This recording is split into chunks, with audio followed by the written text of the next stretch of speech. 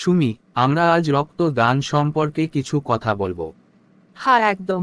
সমাজে কিছু মানুষ আছে তাদের রক্তের প্রয়োজন হলে কতই না ফোন করে বারবার রক্ত যোদ্ধাদের, কিন্তু রক্ত পেয়ে যাওয়ার পর আর একবারও রক্তদাতার কোনো খোঁজ নেয় না। এটা কি তারা ঠিক করে? একদম না, এটা অমানবিকতা ব্যবহার তাদের। আমি বলবো সেই মানুষগুলো নিষ্ঠুর যারা রক্ত নেয়ার পর রক্তদাতাদের খোঁজ রাখেন না। তারা কি ঠিকমতো বাড়ি পৌঁছালো কি না? আপনাদের দায়িত্ব সেই রক্তদাতাকে তার বাড়ি পর্যন্ত পৌঁছে দেওয়া। না পারলে অন্তত তার খবরটা রাখবেন, এটা আপনার দায়িত্ব, আপনার কর্তব্য।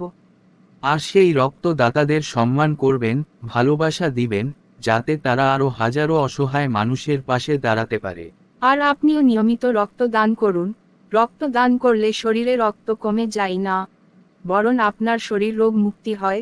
যেমন ব্লাড ক্যান্সার, যারা নিয়মিত রক্ত দান করে তাদের ব্লাড ক্যান্সারের ঝুঁকি একেবারে কমে যায়। তাই আপনিও রক্ত দান করুন।